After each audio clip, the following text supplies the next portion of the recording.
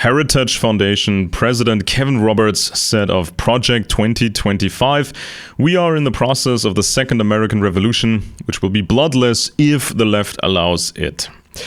This is what the electorate wants to hear, but the 900-page plan for a massive increase in Republican power in the state apparatus is more in the spirit of an old-fashioned aristocratic system. The 13 US colonies had once declared their independence from the British Empire and King George III. The Heritage Foundation seems more intent on helping classical imperialism win against the concept of a modern republic. From the beginning, there were two parties in the US that alternated, and they were very similar. It was not a question of left versus right, as it is today, because socialism was not yet a thing. The main political debate was about how much of a republic would be desirable and how much of a classical empire to copy from the British. In particular, the concept of a fraternal elite family organized upper class was adopted from Britain. Pampered people who were allowed to attend special universities and grab the best offices and had the best opportunities to start larger companies. Anyone who did not belong to the special families and frequent the corresponding Masonic lodges was just an ordinary citizen. How many spies the British had in the US immediately after the revolution and how they expanded these networks has never been adequately investigated by historians. The Heritage Foundation is one of the groups like Skull and Bones that trace their roots back to Britain. Project 2025 is not an American plan, but essentially a British aristocratic concept. Britain also tried early on to build up its own left-wing sphere and expand it internationally, a new coat of paint for old-fashioned serfdom. Accordingly, as an ordinary US citizen, you are at a disadvantage regardless of whether you vote Republican or Democrat. Project 2025 was designed, staffed, and supported by a number of Trump insiders, including some of the former president's highest-ranking and most influential advisors. Trump is currently playing dumb, and he has distanced himself from part of the agenda. Not surprising in itself, since he doesn't have time to read the 900-page plan or to educate himself further. He is known for reading almost nothing.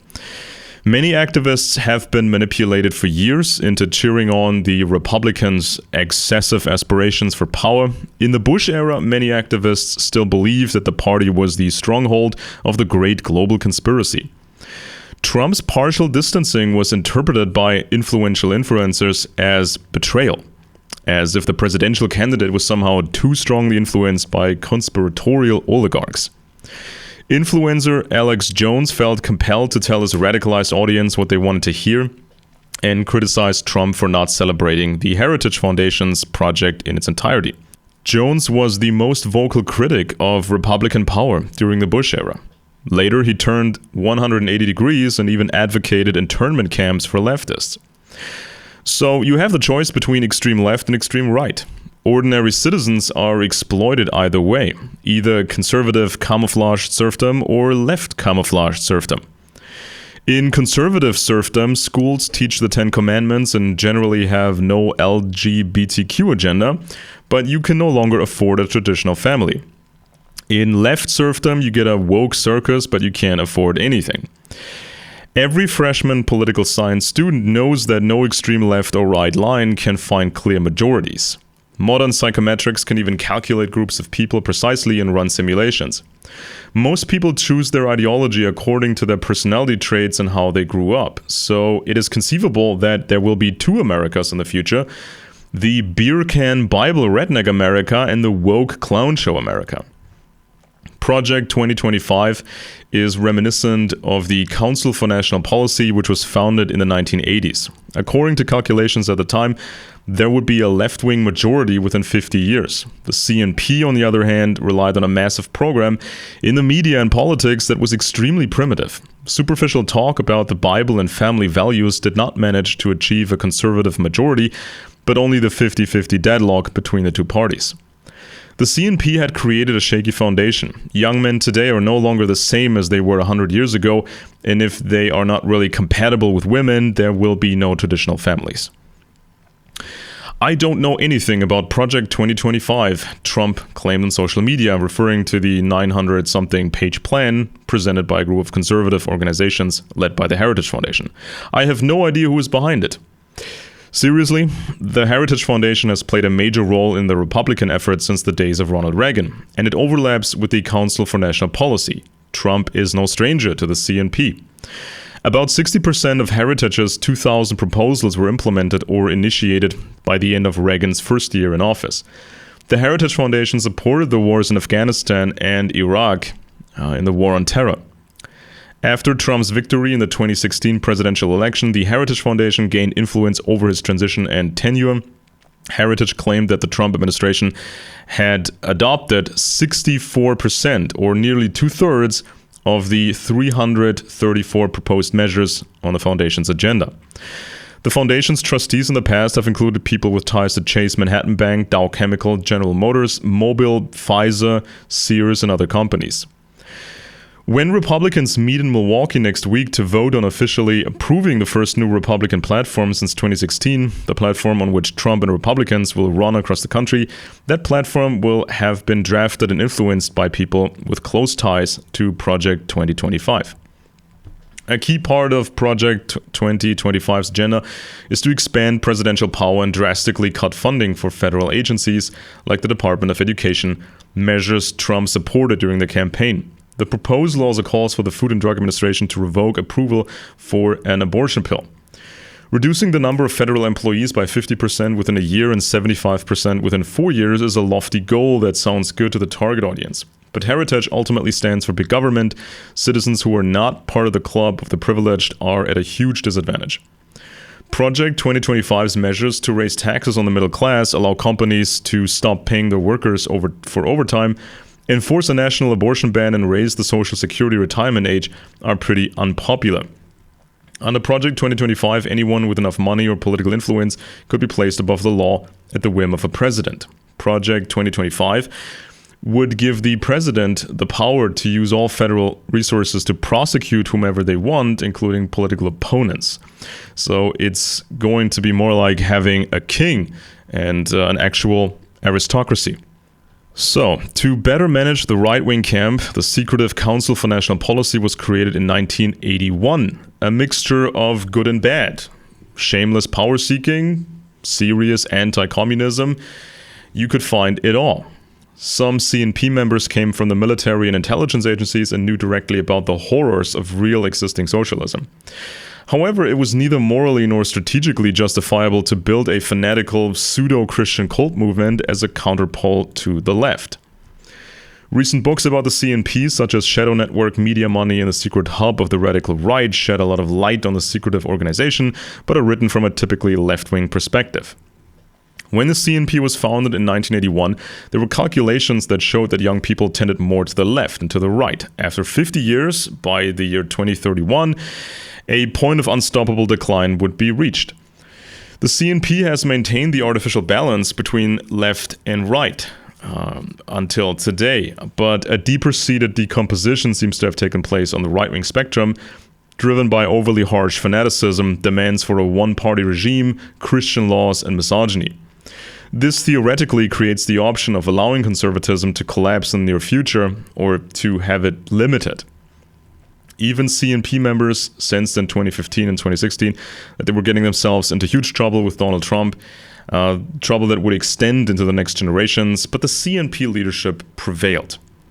Texan Herman Paul Pressler III, a Houston judge who came from an influential family in the oil business, was a key figure in the formation of the CNP and also served as the organization's president. In 2018, the Houston Chronicle reported that several men had been molested by him decades earlier when he was still a young priest.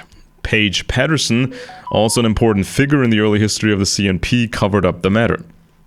The priest Jerry Falwell set the tone on many issues, and Paul Weyrich used money from beer baron Joseph Coors and Richard Scaife from the Mellon clan to create the Heritage Foundation, a training ground that has produced countless Republican politicians. The term dominionism refers to the intention to create a thoroughly Christian unity government. Other CNP founding members included preacher Tim LaHaye, oil entrepreneur Nelson Bunker Hunt, sponsor of the Birch Society, which controlled conspiracy media, and Joseph Coors. The CNP was able to determine what became a bestseller. LaHaye's novel series Left Behind sold more than 65 million copies. And in that storyline, millions of Christians ascend to heaven on Judgment Day while the communists sink into misery. CNP founder John Singlaub was a retired general and co-founder of the CIA. His activities extended to Manchuria during the Communist Revolution in China, the Korean War, Nicaragua, and the Afghani struggle against the Soviet occupiers. He was involved in the United States Council for World Freedom and some other organizations.